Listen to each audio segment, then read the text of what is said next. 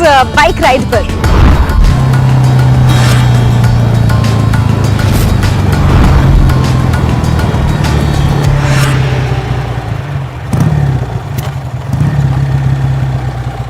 उत्तर प्रदेश की सियासत 2022 की जंग को समझने के लिए आज रिपोर्टर बाइक वाली यानी मैं ज्योति मिश्रा पहुंच चुकी हूं मोहब्बत की नगरी आगरा में। और आज यूपी की सियासत पर, बीजेपी की सोशल स्ट्रैटेजी पर चर्चा करने के लिए मेरे साथ मौजूद हैं आगरा से सांसद, केंद्रीय राज्य मंत्री सत्यपाल सिंह बघेल। एसपी बघेल सिंह जी का नाम कई वजहों से सुर्खियों में रहता है।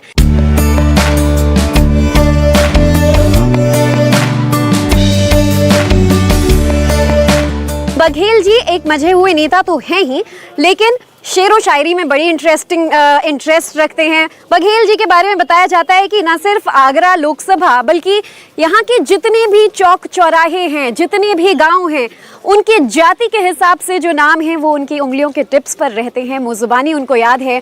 अगर यहाँ पर किसी का दुख होता है, किसी की गाय भी मर जाए, तो सबसे पहले उनके घर पहुँचते हैं एसपी बघेल। और कई ऐसे वजह हैं जिसकी वजह से लोग इनका बड़ा सम्मान भी करते हैं। ये इनका एक नॉन पॉलिटिकल व्यक्तित्व है। सर, बड़ा सुना है आपके बारे में कि बहुत नाम आपको याद हैं, लोग आपको बड़ा मानते हैं। आज भी मैं आई तो आप लोगों की समस्या सुन रहे थे। ये लोगों का इतना प्यार आपके प्रति, आगरा से इतना जुड़ाव आपका, जरा समझाइए पहले हमारे दर्शकों को। प्यार कभी एक तरफा नहीं होता है, चाहे वो पॉलिटिकल प्यार हो या दूसरा प्यार हो। मैं इन्हें प्यार करता हूँ, इसलिए 6 बार इन लोगों ने मुझे 4 लोकसभा, 1 राज्यसभा और 1 विधानसभा उत्तर प्रदेश में मंत्री और केंद्र में मंत्री बनवाने में मदद की है। जलेसर से मैं 3 बार एमपी रहा, वो 5 जिलों की होती थी। उसमें 1 विधानसभा टूंडला फिरोजाबाद की थी, अतमादपुर आगरा की थी, जलेसर निधौली एटा की थी, सादाबाद हाथरस की थी, बलदेव ब्लॉक मथा का था। तो मेरे पास 1 विधानसभा थी, लेकिन मैं नेता तो पूरे जिले का होने के कारण 5 जिले तो सीधे मेरे को अपना एमपी, 5 लोकसभा मानते ही हैं। लेकिन जो समाज है, आजकल लोगों में ये लगता है कि समाज के नेता के पास जाएंगे तो ज़्यादा ढंग से सुनेगा, या ये विशेष अवसर का सिद्धांत है कि दूसरे समाजों में कई एमपी, कई एमएलए, कई मंत्री हैं। मैं इस समय पूरे उत्तर भारत में केंद्र सरकार में आज़ादी के बाद का पहला मंत्री हूँ और यूपी में भी कैबिनेट मंत्री था।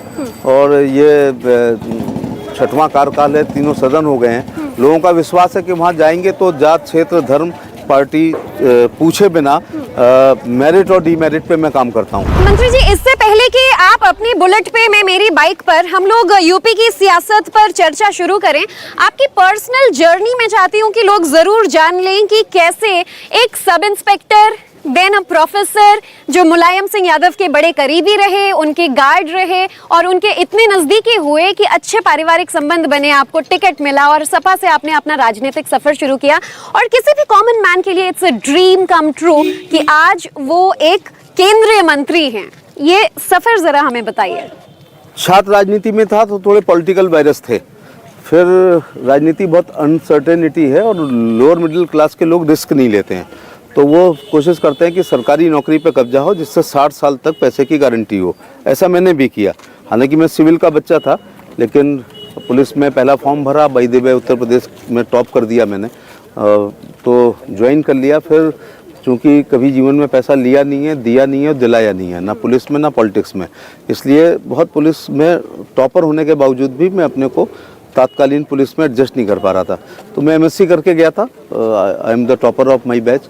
फिर मैंने लॉ की, पीएचडी की, एक एमए हिस्ट्री और की, और उच्च शिक्षा सेवा आयोग इलाहाबाद में जो है हायर एजुकेशन सर्विस कमीशन, उसमें जगह निकली, मेरा सिलेक्शन हो गया। और उत्तर भारत का सबसे बड़ा कॉलेज आगरा कॉलेज आगरा, जिसमें 18,000 बच्चे हैं और 1823 का है, जब उसमें मैं एज ए लेक्चरर आया तो फिर मैंने देखा कि जो मुलायम सिंह जी के साथ में भी रह के देखा कि जो सांसद होता था वो बड़ा सेरिमोनियल होता है। वो 26 जनवरी 15 अगस्त को निकल आए तो निकल आए, उससे मिलने के लिए भी लोग एक जोड़ी कपड़े सिलवाते थे, उसके मिलने की जुगाड़ें ढूंढते थे कि उसका नज़दीक कौन है। तो मेरे दिमाग में आया कि लगभग राजनीति में भ्रष्टाचार के आरोप रहते हैं, मैं नहीं कहता हूँ सब भ्रष्ट हैं, तो अगर आप ईमानदार हैं और दूसरा आलसी बहुत हैं पॉलिटिक्स में, तो अगर आप मेहनत करते हैं, चूँकि पुलिस में रात 2 बजे सबको सुला के सोते थे, तो इतनी मेहनत कर लेंगे तो एमपी बन जाएंगे। आपके ऊपर एक पोस्टर कंट्रोवर्सी हो गई थी कि आप दिल्ली में ज्यादा हैं और अपने क्षेत्र में कम, ये समझाएंगे मुझे? तो एक हमारे बड़े मित्र हैं, वो कुछ धरने पे बैठे हुए थे, मैं उनके धरने पे भी गया था, लेकिन वो समाजवादी पार्टी के ऑफिस बेरर हैं, उनने ऐसा कह दिया होगा लापता।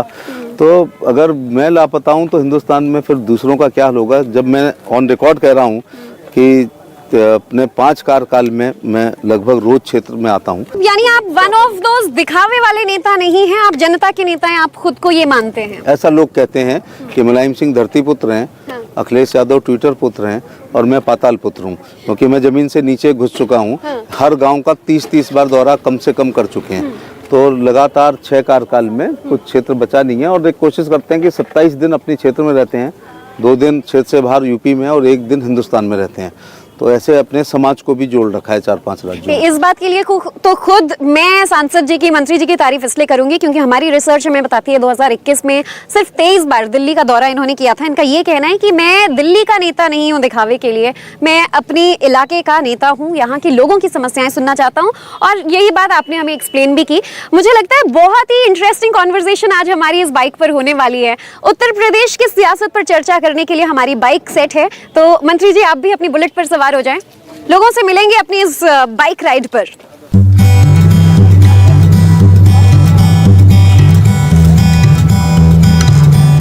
केंद्रीय मंत्री जी के तो कई इंटरव्यू आपने देखे होंगे, लेकिन ये अपने आप में एक बहुत अनोखा होने वाला है, क्योंकि चलती बाइक पर जैसे जैसे यूपी विधानसभा चुनाव रफ्तार पकड़ रहा है, आरोप प्रत्यारोप का दौर शुरू होता जा रहा है, और ऐसे में मेरी बाइक भी रफ्तार पकड़ रही है हर उस नेता के पास जिनसे हम यूपी की सियासत को समझ सकें। एसपी बघेल जी, सबसे पहले तो अगर सियासत की बात करते हैं तो भारतीय जनता पार्टी पर आरोप लगता है कि इस पार्टी के जुबान पर जंग और जहन में जाति होती है। भारतीय जनता पार्टी के नेताओं की जुबान में जो जहर और जाति नहीं होती है जहन में, बल्कि प्रधानमंत्री जी ने कहा है सबका साथ, सबका विकास, सबका विश्वास और सबका प्रयास।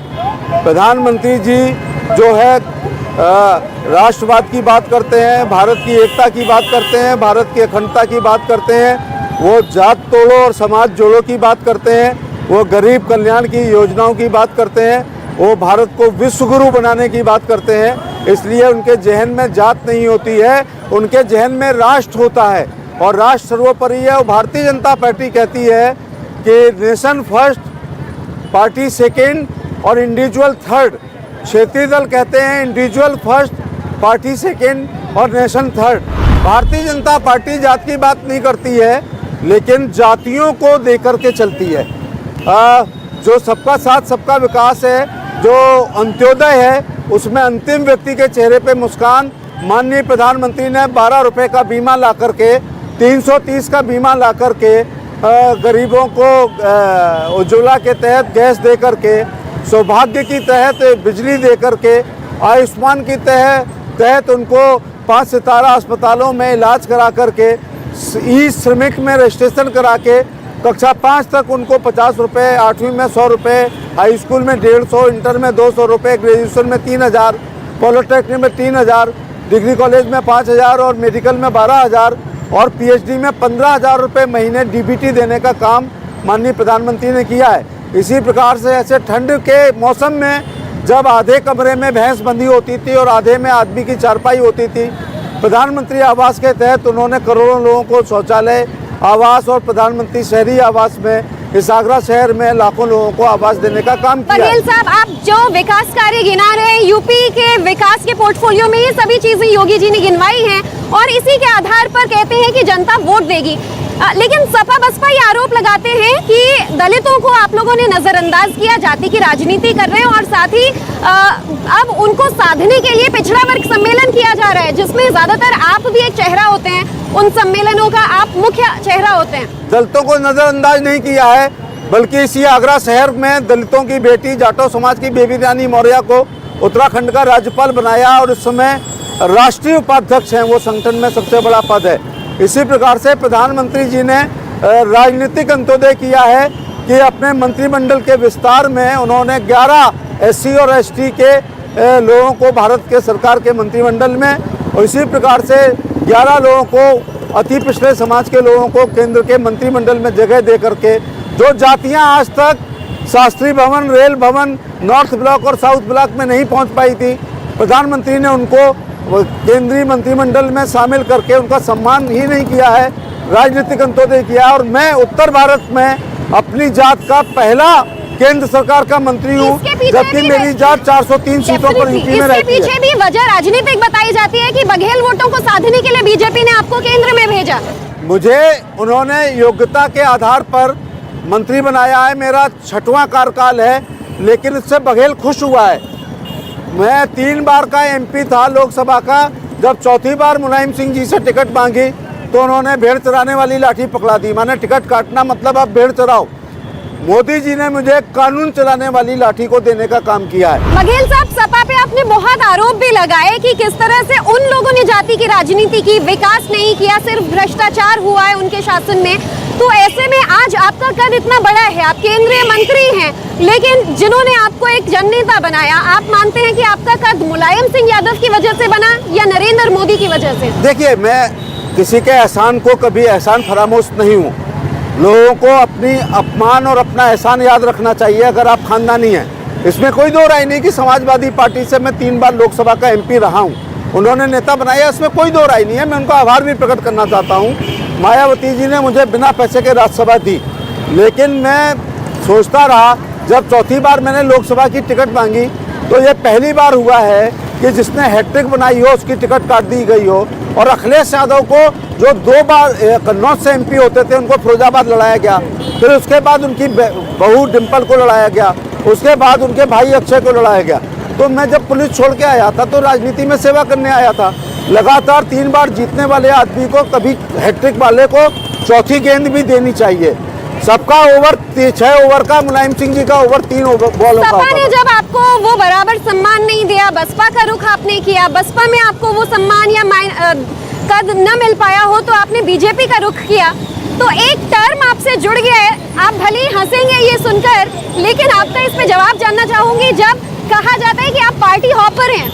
नहीं, पार्टियों ने मुझे लिया है। मैं ये बसपा वाले कार्यकाल को जरा देश की जनता को स्पष्ट कर दूं कि मैं 6 साल के लिए राज्यसभा में बीएसपी ने भेजा था, 2010 से 2016 के लिए। लेकिन जब पूरा देश मोदी मोदी मोदी कर रहा था और मैं जिंदगी भर सड़क, स्कूल, बिजली, पानी, नाली, खरंजा, फाइनल रिपोर्ट, चार्जशीट, बंदूक का लाइसेंस, विधवा पेंशन, विकलांग पेंशन, या लोगों की शादी ब्याह, 13वीं भागवत कथा, रसिया दंगल, कव्वाली, कुआ पूजन, एकादशी का व्रत का उद्यापन ही करता रहूँगा। मुझे भी कभी धारा 370 हटाने में अपना योगदान करना चाहिए, सीएए में योगदान करना चाहिए, 3 तलाक को हटाने में योगदान करना चाहिए, राम मंदिर के निर्माण में अपना योगदान करना चाहिए। चलिए अब बात योगी जी की कर लेते हैं बघेल साहब, कि आप कहते हैं कि योगी आदित्यनाथ के पास 2 बुलडोजर हैं, एक बुलडोजर सड़कें बनाने के लिए और दूसरा माफियाओं की संपत्ति तोड़ने के लिए।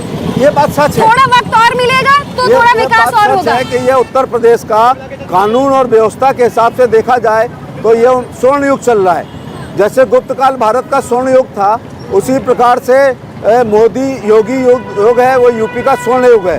अपराध की जगत में जिन्होंने अपराध के द्वारा करोड़ों रुपए की संपत्ति इकट्ठी कर रखी है, ऐसे लोगों पर जिन्होंने नक्शे नहीं बनवाए हैं, जो हिस्ट्री शीटर हैं, जो अदालत का सम्मान नहीं करते हैं, जो हाजिर नहीं होते हैं, ऐसे लोगों पर मोदी जी का दूसरा बुलडोजर चलता है। ये संयोग है कि वो अतीक अहमद या मुख्तार अंसारी होते हैं, लेकिन योगी एक ऐसा चश्मा पहनते हैं जिसमें उनको हिंदू, मुस्लिम, सिख, ईसाई और एक तरफ कानून मानने वाले और एक तरफ कानून तोड़ने वालों को वो देखते हैं। कानून का जब आप जिक्र करते हैं तो ये भी मुझे याद आता है कि एनआरसी ये कहता है कि उत्तर प्रदेश अभी भी कानून में, व्यवस्था में, क्राइम में सबसे नंबर 1 पर है। कानून व्यवस्था की धज्जियां उड़ी हुई हैं। मैं ज्योति इसको इस प्रकार से बताना चाहूँगा कि उत्तर प्रदेश में हर FIR को लिखा जाता है। आपको जो डिस्ट्रिक्ट क्राइम रिकॉर्ड ब्यूरो या नेशनल क्राइम रिकॉर्ड ब्यूरो के जो आपको मिल रहे हैं, वो आपको FIR मिल रही हैं, लेकिन हमारे यहाँ लिखा जाता है। समाजवादी पार्टी में लिखते नहीं थे, डकैती को लूट लिखते थे, लूट को चोरी लिखते थे, चोरी को गुमशुदगी लिखते थे और गुमशुदगी वाले को 2 थप्पड़ मार के थाने से भगा देते थे। आपने सपा कार्यकाल देखा, बसपा कार्यकाल देखा, सबके साथ काम किया और अब आप बीजेपी के साथ काम कर रहे हैं। पिछले 5 सालों के विकास को क्या रिपोर्ट कार्ड में नंबर दिया जाए? मैं उत्तर प्रदेश एक यूरोप के बराबर राज्य है। झोला छाप डॉक्टर से 35 साल पेट फड़वाने के बाद अगर कोई उम्मीद करता है कि एम्स का डॉक्टर तुरंत ठीक कर दे तो यहाँ वो गलती करता है। इसलिए उत्तर प्रदेश को सुशासन पे लाने के लिए, मार्ग पे लाने के लिए, नकल बंद करने के लिए, भ्रष्टाचार बंद करने के लिए, अपराधियों को दूर करने के लिए, पकड़ को रोकने के लिए, प्लाटों पे कब्जा ना हो, इस सब के लिए एक कार्यकाल और मिलना चाहिए। अब जरा आपके व्यक्तित्व का वो रूप भी देख लेते हैं जिसके लिए आप बड़े जाने जाते हैं कि खुश मिजाज हैं, व्यंग के लिए जाने जाते हैं। योगी जी के लिए या अखिलेश के लिए, यूपी के लिए कौन सी शेरो शायरी इस वक्त सबसे एप्ट बैठती है? मोदी जी के लिए एक शेर सुनाना चाहूंगा। 7 साल काजल की कोठी में बिना एक दाग लगाए कोई फकीर ही आ सकता है, नेता नहीं। नेताओं पे तो दाग लग जाते हैं। तो ना मांझी, ना रहबर, ना हक में हवाएं, ये कश्ती भी टूटी, ये कैसा सफर है। फकीरी का अपना अलग ही मजा है, ना पाने की चिंता, ना खोने का डर है। ऐसे तो हमारे मोदी जी हैं। और जो योगी हैं उनके लिए जो गठबंधन हो रहे हैं, बेमेल विवाह हो रहे हैं सपा लोकदल के, सपा बसपा के, वो ये है कि तमाम चेहरों पर खौफ जारी है, एक चिराग अंधेरों पर कितना भारी है। जो आरोप अब सतीश मिश्रा लगाते हैं, हमने सपा की चर्चा कर ली, कांग्रेस के बारे में आप जिक्र नहीं करते कि कहते हैं वो 2 डिजिट भी नहीं ला पाएगी। सतीश मिश्रा कहते हैं भारतीय जनता पार्टी दंगों वाली सरकार है, ये लोग दंगे कराते हैं। मैं ऑन रिकॉर्ड बोल रहा हूँ कि जब से योगी जी सीएम बने एक भी दंगा नहीं हुआ है, तो ये तो गलत बात है। और उनके समय मेरठ में, मुजफ्फरनगर में, अखिलेश में, गाजियाबाद में, बुलंदशहर में, सहारनपुर में, अलीगढ़ में, कोसीकला में, मथुरा में, छाता में, पीलीभीत में, पूरनपुर में, लखीमपुर खीरी में, आजमगढ़ में दंगे की श्रृंखला होती थी। आज एक भी दंगा नहीं हो रहा है। यूपी की 15 करोड़ वोटर्स की आबादी संतुष्ट है इस बात से? आपको लगता है कि बीजेपी ने जंग की प्रैक्टिस में इतना पसीना बहा लिया कि जंग के मैदान में खून नहीं बहाना पड़ेगा? देखिए, इलेक्शन को दृष्टिकोण रखकर हम लोग राजनीति नहीं करते हैं। आपने ये देखा होगा, सेवा ही संकल्प है के तहत हमारे सेवा ही संगठन है। संगठन ने, भारतीय जनता पार्टी ने कोरोना काल में आपने देखा होगा कि हम लोगों ने काम किया। हमारे ये महानगर के अध्यक्ष हैं सलू पंडित जी, इन्होंने राशन कार्ड बनवाए, हम लोगों ने राशन सैनिटाइजेशन किया। 40 ट्रैक्टरों को लेके आगरा को सैनिटाइज हम लोग कर रहे थे। 10,000 से ऊपर राशन कार्ड बनाए, हमने किटें बांटी हैं। आगरा वो शहर है जो चैरिटेबल शहर है। जब केजरीवाल ने दिल्ली से भगा दिए माइग्रेट मजदूरों को, 3 लाख लोग हमारे शहर से गुजरे, हमने 3 लाख लोगों को जूते चप्पल सड़क पर रख दिए कि जो पहनना चाहो पहनो। उनको दे करके फ़ोटो नहीं खिंचाई, भोजन कराया।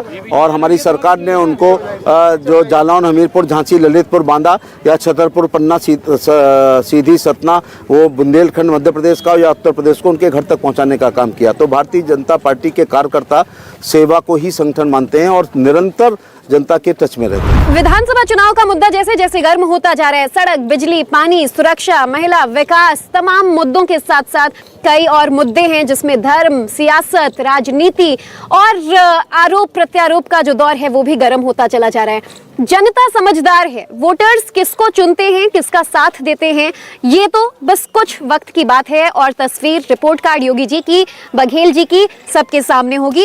रिपोर्टर बाइक वाली आज आगरा से आपसे इजाजत लेती है, फिर मुलाकात होगी किसी और शहर में, किसी और नेताजी के साथ और मुद्दों के साथ। नमस्कार।